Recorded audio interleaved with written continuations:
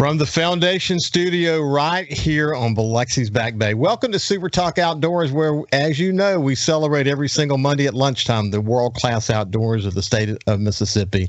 And as I like to say every single week, because we are the capital of the outdoors in America, I want to thank you for joining us on the powerful Super Talk Mississippi Radio Network or on Super Talk TV at C-Spire TV. But if you're listening on Facebook or YouTube or your favorite podcast, it is July the 4th, 2022. July the 4th. Can you believe it? Time has flown by so fast.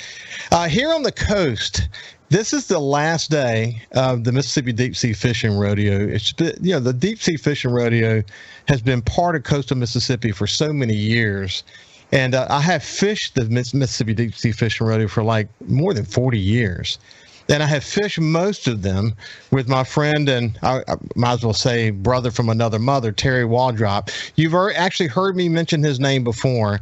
We hunt together, we fish together, we've done a lot of fun stuff together over the years, and we have had the opportunity together to see the best of what Mississippi has to offer as it relates to the outdoors. And I thought I'd invite him to join me today and just talk a little bit about the rodeo and both of our love for the outdoors in Mississippi. Without any further ado, let me introduce my friend Terry Waldrop. How you doing, Terry? Very good, Bubba. It's good to see you this morning, and really great to be talking about fishing. For sure. Notice he calls me Bubba. That's what my friends and my very closest friends call me and my family. And he should continue to call me Bubba even while we do this show. Bubba from Mississippi. There you go. It kind of goes hand in hand. But Terry, we really have enjoyed some amazing times in the outdoors together. More recently, in this little family friend hunting club that I put together up in the Mississippi Delta, you've become part of it. You even bought a little piece of land there near our camp. But it's been special to be able to spend that time in the outdoors together, hasn't it? Oh, it's amazing. Some of our special trips are just when me and you go up and there's no agenda and we just make up our mind what we want to do that day, even if we just sit on the back porch and have a beer. No doubt. Because I think a lot of people can relate to this, Terry. The older we get, the more we want to live in the moment. I talk about that on my show, Coast View, all the time. But, the one thing about the outdoors, I don't care sort of what your point of view is about politics in the world. You can set all that stuff aside. That's the one time when we can all come together. And we've really, first of all, it's been great spending that time in the outdoors with you and the other friends and family that are part of this little family hunting club. But the friends that we've made up there, I talk about the Dunn family all the time, and Lee Abraham and so many other people that we've come close to. It's having that opportunity to spend time in the Delta is so cool, isn't it? It is. It's an amazing place, and it's also amazing how our dispersed neighbors up there have taken us in. It's the people you mentioned, but even the neighbors in the area that we've made friends with and bend over backwards and don't even think twice about letting us use a plow or a tractor or something. It's just an amazing place. Yeah, if something breaks, for one of the first phone calls I would make is to Michael or Matthew Gailey it's just really terrific. And I love it up there. And in fact, we got to get up there. I can only imagine. I can literally hear the weeds growing in our food plots as we speak. So we've got some work to do. But man, I'm not looking forward to being up there. You're talking about day after day after day of over 100 degrees, and that's before you get the wind, the heat index factor, and it's just incredible. Hey, we're going to talk about so many fun years of fishing the Deep Sea Fishing Rodeo, but I thought I'd give people an opportunity to have a sense of what you do. It is interesting that we grew up fishing together and that your whole career has been in the marine industry, and particularly as it relates to defense. Defense is kind of your work. You've got offices all over the country, and you have a critical role in the shipbuilding efforts of our country. Why don't you give people a sense of what that is you do? Well, I work for a company, Serco. It's an international global maritime company. And if you can think of maritime operations from a design on a napkin through concept design, detailed design, transition to production, delivery to the fleet, most times the Navy. We also operate our own vessels and for governments, like in Australia, we just built and we currently operate a 29,000-ton icebreaker for the Australian government. So just about anything maritime globally is what I'm involved in, but primarily some of the vessels we're building in Ingalls and Textron over in New Orleans, and then Swift ships over in Morgan City. Yeah, and you actually recently did a trip over to Saudi Arabia as well. Tell me about that. Yeah, so won a Saudi Arabian contract under Lockheed Martin, and then we followed that up with a company win on our own with the Saudi Arabian government to assist them with ship maintenance and repair and managing that for their country. And I was selected to be a naval advisor to the Saudi government on that. So that's all ramping up. So yeah, more Saudi trips in my future. That's incredible, man. I often said to people that most of the major ships that are built in the United States have to pass through your team. And so what I've heard you talk about, and you can respond to that here in just a second, but what I've heard you on the phone before, and it kind of reminds me of my publisher days. By the time a problem got to me, it was really, really difficult to solve. And that's the same thing with you. By the time it gets to you through your team and there's some design issue or some issue in the building process, you're the one who has to resolve it. But my favorite term is to say there's no rest for the weary, but that's certainly true for you and the work that you do, isn't it? Yeah, because I manage so many different contracts around the world, you're exactly right. When it gets to my level, it generally requires a decision. And in shipbuilding, it's most important to make those ship decisions immediately, because every day a vessel's in a shipyard costs the government or the customer more money. I know, and you work closely with the Pentagon, and you got a very important job. But let's bring it back to coastal Mississippi. You grew up. Your dad, you actually spent some time in Guam along the way, but you always had a love for the outdoors, didn't you? Oh, absolutely. I remember my dad taking me wade fishing on the front beach, where water was probably get up to my chest while he was shin deep or something, and so my dad was always a fisherman and would take me along. And how many hours we spent on Courthouse Pier growing up. Yeah. Right? So, yeah, in coastal Mississippi, they tried to get me to move to D.C. They tried to get me to move to other parts of the country. Not going to happen. I love this area. Hey, I've said this on the show before, but Courthouse, we're gifted in coastal Mississippi. We have so many public piers across coastal Mississippi. And in fact, Cal Curley, the producer of this show, loves Moses Pier, and there are other piers that he enjoys as well. But the reality is, we have great opportunity to introduce the outdoors through these great public piers. And Courthouse Road Pier is the one that Terry mentioned. And I've often said of Courthouse Road Pier that it kept me out of trouble. While other people out gallivanting, I wanted to be on the end of the pier catching a shark or a redfish, and actually even an occasional lemonfish. It was a great place to learn how to fish, wasn't it? It was, and it's interesting. I don't remember how old I was, but I probably wasn't even a teenager yet. My dad would drop me and a few friends off at Courthouse Road Pier on his way into work at Keesler for daylight, and somebody would pick us up around noon. So you can imagine, we're on our own that whole time. So yeah, we're learning everything there is to learn about fishing from a pier.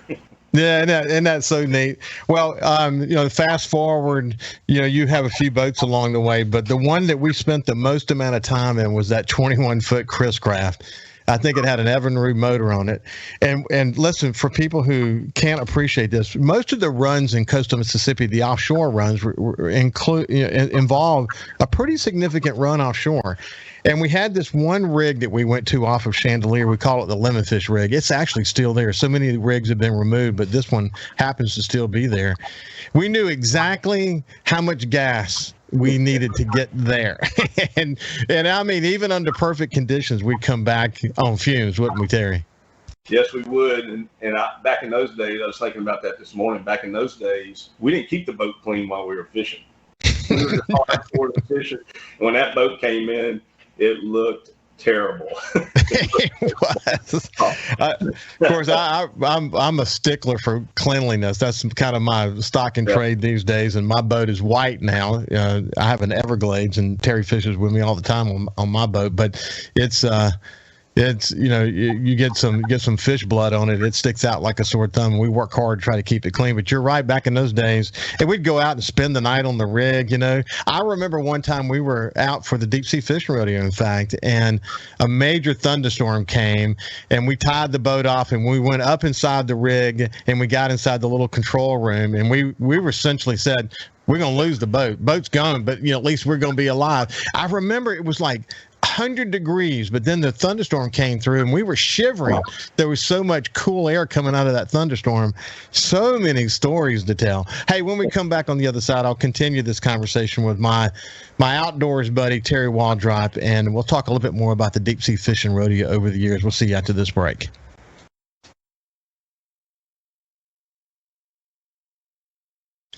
Welcome back to Super Talk Outdoors as we listen to One Mississippi by my friend Steve Azar. Now, not just the theme song for Super Talk Outdoors, but the state song for the state of Mississippi. So happy for Steve and so happy for our state. Hey, we're visiting with my longtime outdoors buddy and friend, my brother from another mother, Terry Waldrop. And Terry, I tried to count it down this morning. I don't know how many fishing rodeos in a row that you and I fish for, but gosh, it had to have been 25 or 30 straight years. Is that, do you know exactly yourself? I think you and I started fishing together out when I got my first boat. So I would say probably 25 to 30 at least. Yeah. Good Lord, man. It's incredible what we've experienced. I remember one time we were in Kevin, God rest his soul, our good friend Kevin Parker, who died recently, who had a zest for life and just an amazing fisherman. Kevin was our teammate so often on our trips. But it was you, Kevin, and me. We were in your Dusky.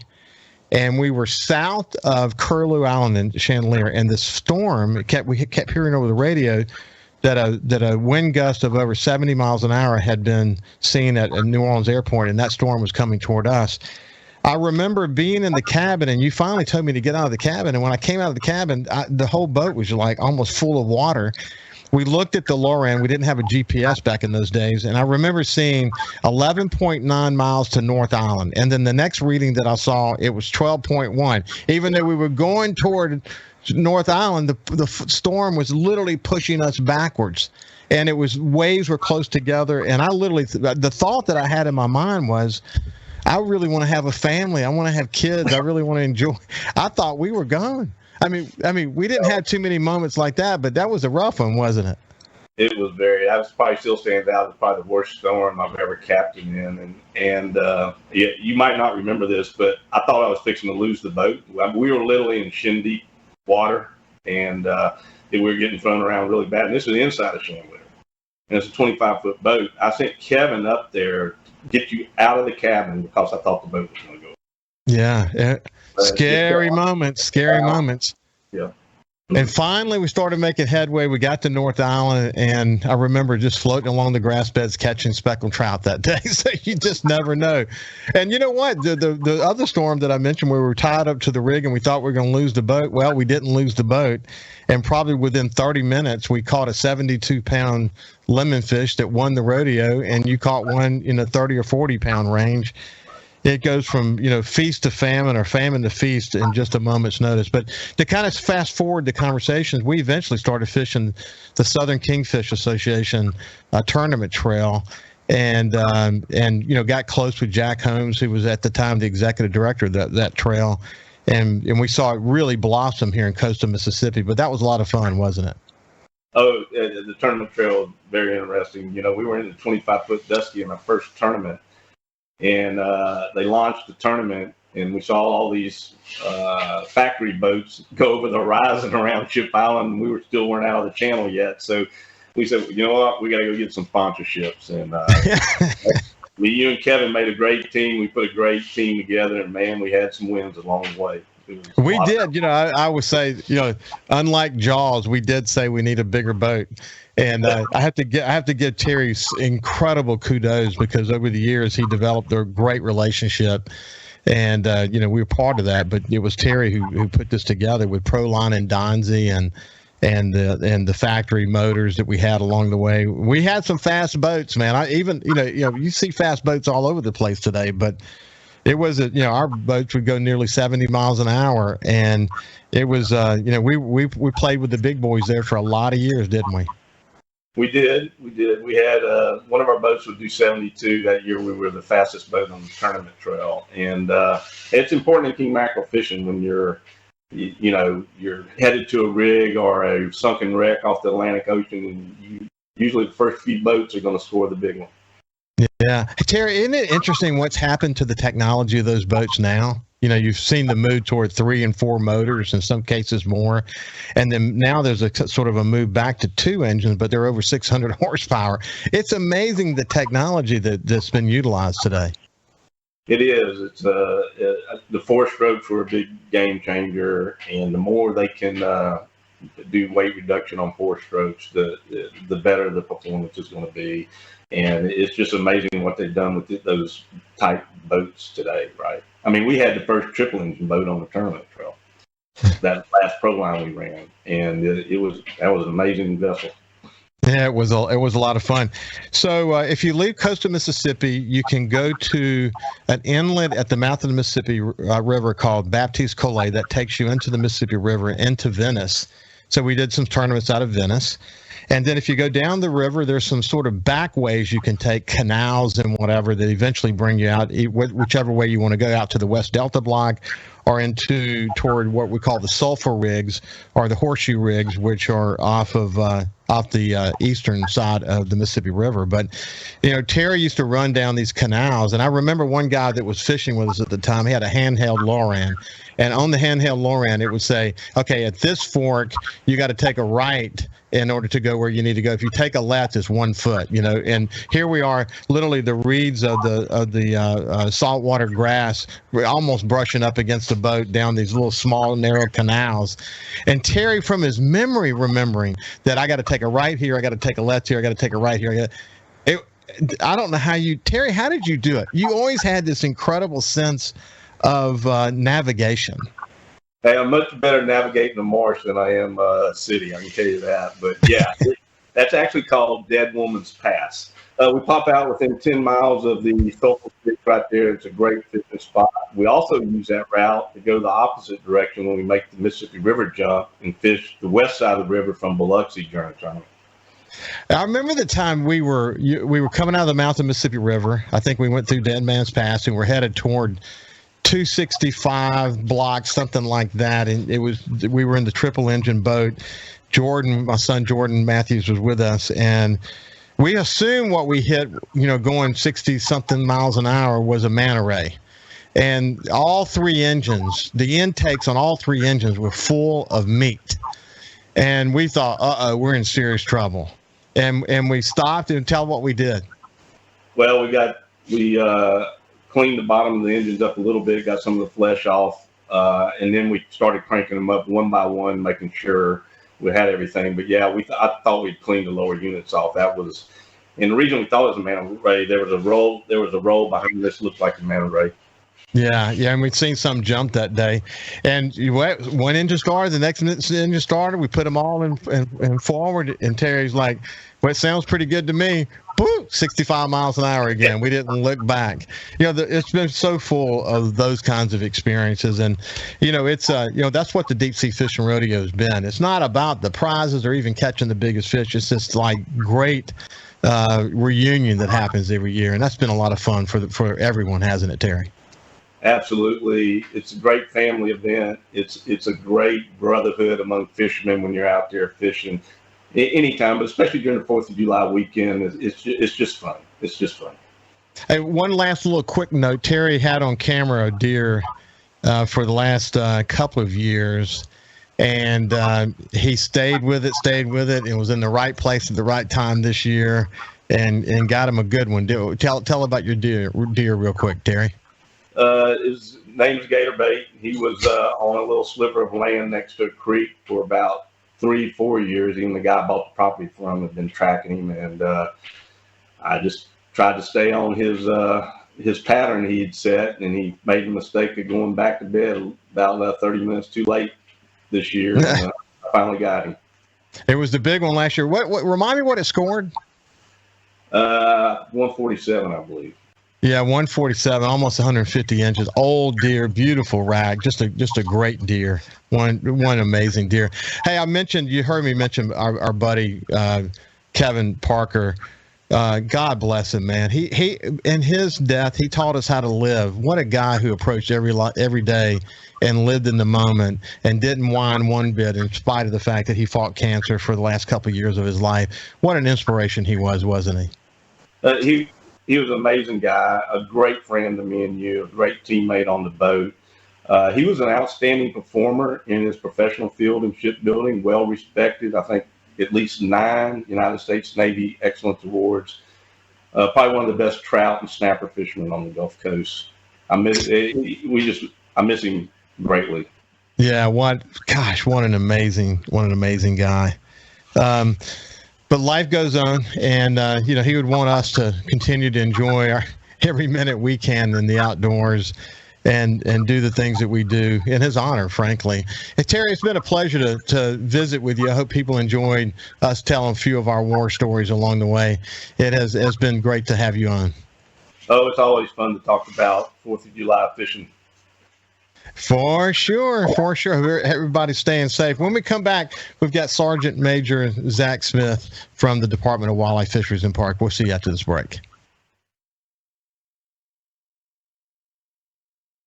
Welcome back to Super Talk Outdoors. I really enjoyed that conversation with my friend Terry Waldrop, my brother from another mother who has enjoyed so much about what Mississippi has to offer in terms of the outdoors with me over so many years. It's just such a fun conversation. And the deep sea fishing rodeo has been such a part of the culture of Mississippi for so long. What a great opportunity to sort of showcase the incredible fishing we have off our show. And it's July the 4th. It's a busy day on the water. And with that said, I've invited Sergeant Major Zach Smith to join me. He's with the Department of Wildlife, Fisheries, and Parks and has tremendous responsibilities there. He was a conservation officer since 2015, and he's involved in hunter and boating coordination and training and whatever. He also is a member of the special response team. We'll talk about all those things, but I really kind of want to know some things about Zach that actually got him into this business. So anyway, Zach, how you doing, my friend? I'm good, Ricky. How are you? It's good to see you. Now, where are you sitting right now? I'm at our Central Region office at Turcotte, the shooting range in our Central Region office here on Highway 43 near Canton. Yeah, Turcotte, man, what a great shooting range, man. I mean, Mississippi has had great vision when it comes to the shooting ranges across the state, hasn't it? It has, and it's growing. We've got some projects in South Mississippi adding to our range down there, so we should be fully operational here soon. But yeah, they're great facilities. Really incredible. I mean, world class. I mean, it's and then when you think about what we're doing through the department and through the foundation and other methods to engage kids in shooting sport and teaching them responsible use of firearms, et cetera. I mean, we've got a great future ahead of us. And the fact that we've had so much vision to build these ranges that are beyond, this is not your grandfather's shooting range. We're talking about first class, aren't we? Yeah, absolutely. They're state of the art. As you mentioned, the MSSP, the Scholastic Shooting Sports Program, it's really taken off. It's been a pleasure to be out here on the range with these kids when they're shooting. It's a lot of fun. I wish I would have had it when I was in school. I would have definitely taken part. Me too, man. Me too. Because a lot of us, as we talk about on the show a lot, we get our love of the outdoors from our fathers and grandfathers. But if your father and grandfather didn't enjoy the outdoors, and you didn't have someone else in your family or friend to introduce you, it is programs like this that actually introduce kids to the outdoors that may not have otherwise had the opportunity to do it, and they get hooked. And they learn responsible use of firearms, and I think it makes them a much more responsible, adult. I often say that a family that fishes and hunts together stays together, But if you don't get it from your family, you can get it from your friends or the people who are closest to you, or through a program like this. I mean, it's going to be better for all of us. Hey, so look, you grew up in Florida. Where did your love of the outdoors come from? Well, like we just talked about, family. It's a family tradition. It has been all the way back a few generations. My grandfather, he was a big fisherman. He had a camp down in South Louisiana in Dulac, and so we grew up going down there some. On my dad's side of the family, we grew up hunting, turkey hunting, doing anything outdoors. We went all over the country camping. I just grew up doing it. I didn't know any other way. Eventually, as I grew older, spent a lot more time fishing than hunting during high school, just availability and different things. But that's really my biggest passion. But yeah, hunting, fishing, it's a way of life for some people, and it's definitely for me. Well, listen, Dulac. My wife's grandfather was a Melanson from South Louisiana, and he talked just like this. And he went to Dulac for sure. And he said, "Hey man, you want to brawl yourself fishing? Yeah." You know that really well. But what a contrast, what a great place to learn about the difference in cultures from, say, where you're from and what it's like down in South Louisiana. Pretty cool, isn't it? Absolutely. I went down there some as a kid, a young kid, and when my grandfather passed away, we weren't going down there near as much. But not really a long story, but my parents ended up splitting up. My mom remarried a man from South Louisiana. He actually had a camp across the street from our family camp where we grew up at. And so during my teen years, during the summer, or any time of year rather, we'd go down there. He had a shrimp boat. He was a shrimper, and so I spent several hours on a shrimp boat picking through shrimp and living the life down there. I had the white boots and everything. That'll make a man out of you for sure. I mean, but I love it. And even today, man, I have to tell you, when I smell diesel fuel burning, I think of shrimp boats. I think of that whole culture. And as a kid, man, I couldn't get enough of it. I really couldn't. I bet you couldn't either. Absolutely not. I didn't get much sleep when I was down there. Between working on the boat, we'd get back. I'd go out on the pier and throw my cast net, get a bunch of shrimp to fish with, and I'd go hit the water, catch some redfish, black drum, you name it. It was the life. What a man! I think that's so awesome, and I get it, man. I get it. It hooks you for life, really. So you went on to Mississippi College. You got a bachelor's degree in Homeland Security. I guess that probably positioned you pretty well to eventually focus on becoming a conservation officer, I guess. Yes, sir, it did. The Homeland Security program was quite similar to just your basic criminal justice program through any college, but it was a little geared more towards criminal justice. I thought it would be a better idea, just kind of maybe give me a little bump ahead of the other guys when it came time to start interviewing. And actually, the interview process that got me hired here was going on the same time that graduation was going on in Mississippi College.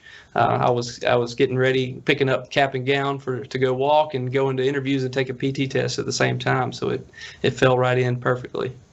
Well, that's awesome. That's all. I hear that story over and over again as I talk to people inside the department. I mean, the department is full of people who are passionate about the outdoors, passionate about conservation, really passionate about safety.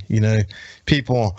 We've got a pretty good track record on safety in Mississippi, but all it takes is one bad incident, and then suddenly, we kind of have to refocus ourselves. As you think about your job, what excites you most about what you do? Well, I don't work in the field quite as much as I have in the years past, but my favorite part about working was just being around other people that liked hunting and fishing. I took pride in being fair and getting to know the people of the community around me, and not just out looking for a violation, but just getting to know people, meeting people, making safety, is, like we said, it's a big concern. And as an officer, anytime something goes wrong, you're the one that goes. So the less mayhem that there is, the more time you have to spend with like-minded people. Well, listen, when we first got our place up in the Mississippi Delta, at least 3 farms in the Delta, one in Mentor City, one over in Chula, and then one right outside Sidon between Blackhawk and Greenwood. And I remember not far from where we have our lodge, one of our guys' son was hunting. It was opening day, and I noticed that a couple of conservation officers were at the right off the highway and just kind of waiting for my friend's son to come out. And we went over and introduced ourselves to them. And, they just said they're just doing checks. And we said, no problem. It was a matter of 30 minutes. My friend's son came out. Of course, he had his orange on, had his license, obviously completely within the law, of course. And but I love their approach. I know there's always going to be an exception to the rule from time to time. But my experience has been that conservation officers really, really focus on trying to develop relationships, and they recognize that most people do follow the law, and from time to time people don't. And when they don't, it's important for you to do your job and and hold them accountable. But my experience is not unusual, is it? No, absolutely not. One thing you mentioned that, waiting out by the truck, sometimes when we're not suspecting anything's going wrong or there's any issues and we just want to make sure that there's a license and hunter's orange, like you mentioned, we're not going to go in there and ruin somebody's hunt. Just because we know they're in there hunting, whatever the case may be, we're not going to bust in there and ruin a hunt over a checked license or a possible no license even. The worst thing you'd want to do is walk in there and ruin someone's hunt and ask for their license thinking that they didn't have one, and then they reach down and hand you one, and now here you are looking like a fool. Yeah. So you're still hunting and fishing and when you're off? Absolutely. I hunt and fish more so now than I ever have. It eats up a lot of my time. I got a daughter now. She's almost a year old, and that's kind of kicked back a little bit of my time in the woods and on the water. But hopefully she'll be brought right in, and she'll be my little hunting buddy as she gets a little older.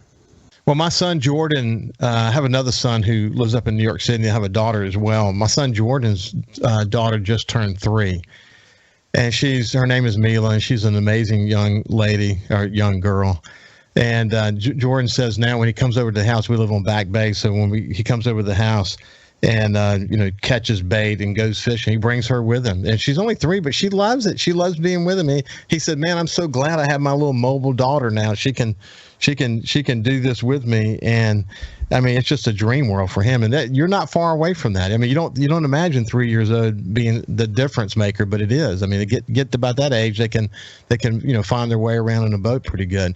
Hey, when we come back, we'll continue our conversation with Sergeant Major Zach Smith, and we'll spend a little bit of time in this final segment talking about why it's important for us to focus on, especially boater safety this time of year. We'll see you after the break.